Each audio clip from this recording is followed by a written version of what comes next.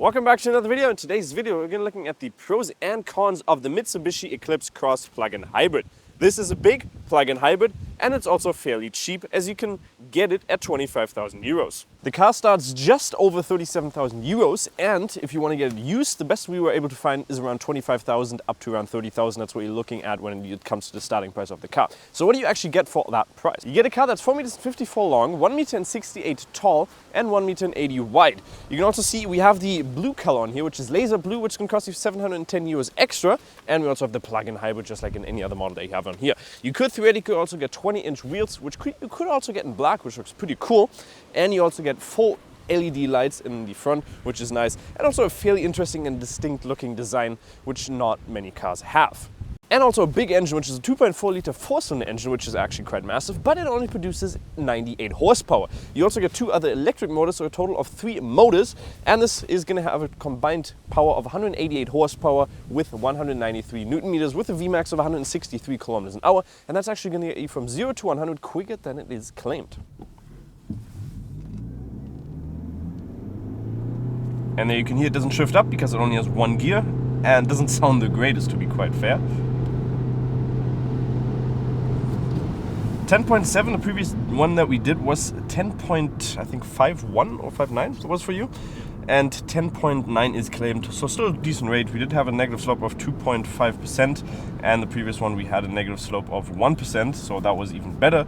Still not a bad rate considering it's 10.9 claimed. So the engine layout and how it works is fairly interesting in this. We do have in the front a 2.4 liter engine, which produces around 89 horsepower.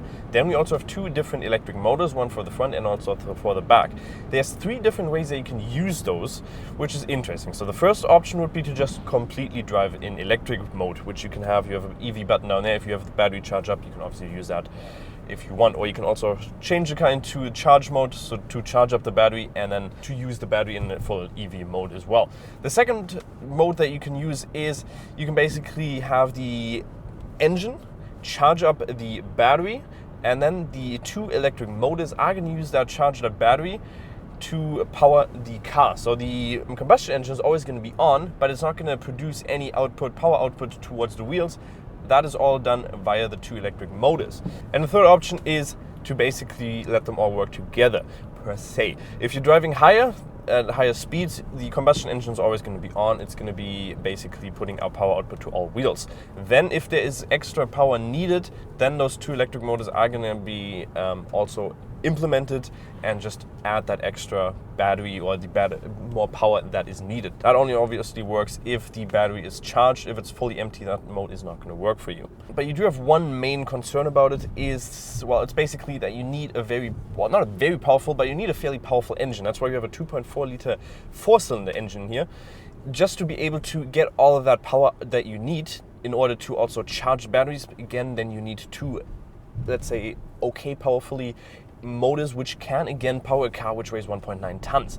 And therefore you just need a very big engine which can also produce the amount of battery to charge up the battery, or power to charge up the battery, and then that battery needs to again be used by those 2 electric motors, which again need to be having a little bit amount of power output to be able to fully power this car.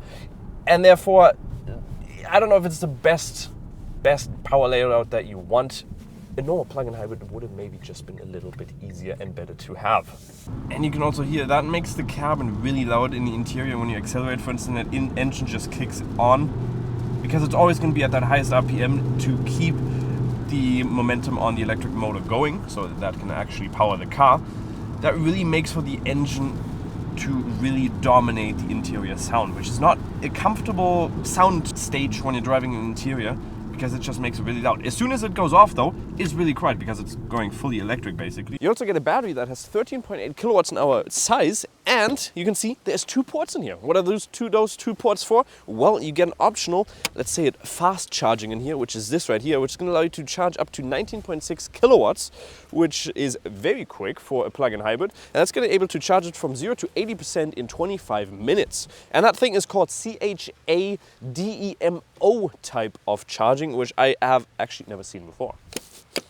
And therefore you're also going to have a fairly good consumption if that battery is charged. Mitsubishi claims 2 liters if you use the combination of both of them, which is really low.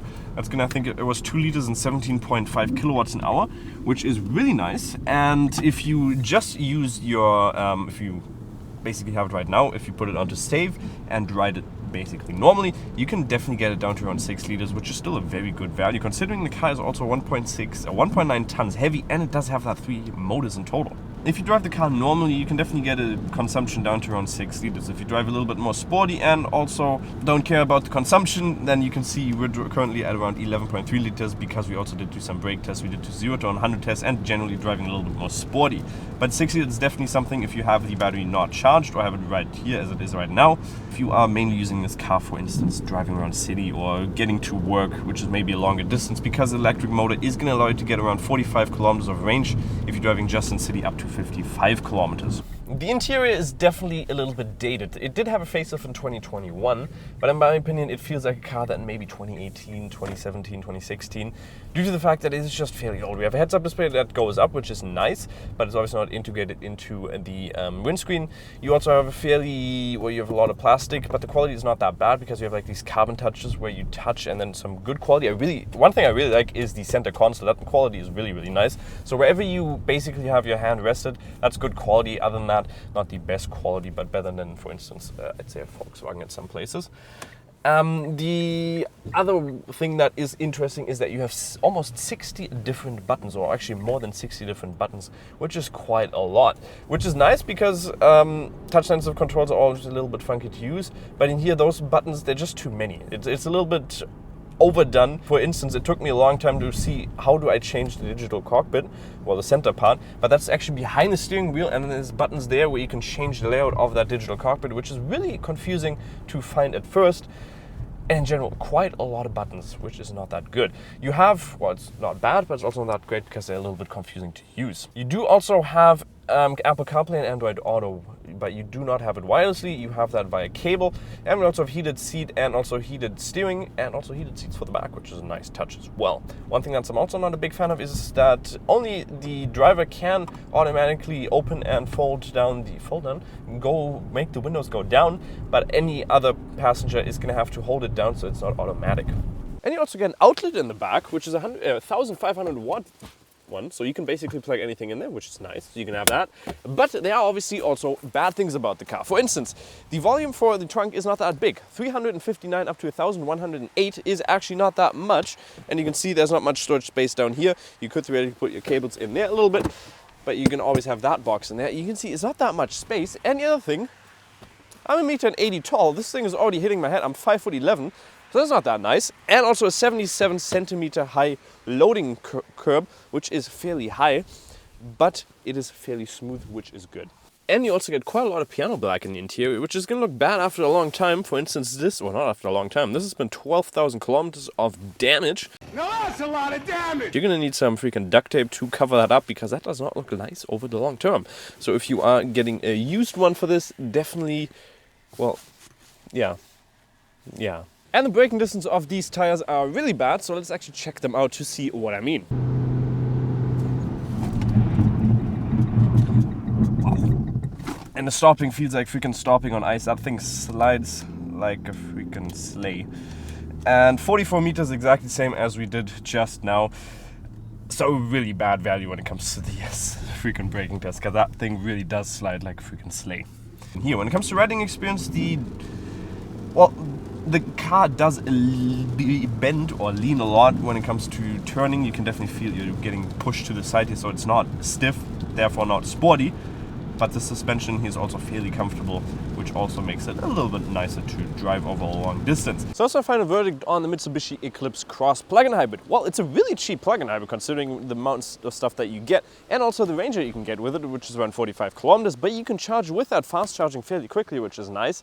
And the price, you really can't complain, especially when you get it used for almost 25,000 euros, which is quite a nice price. The engine concept is a little bit interesting. I don't know if I'm the biggest fan of it. It's interesting, but if it works, it is a fairly good concept. And design-wise, it's also something special. So hopefully you guys did enjoy the video. Make sure to like and subscribe, and we'll see you next time. Bye-bye.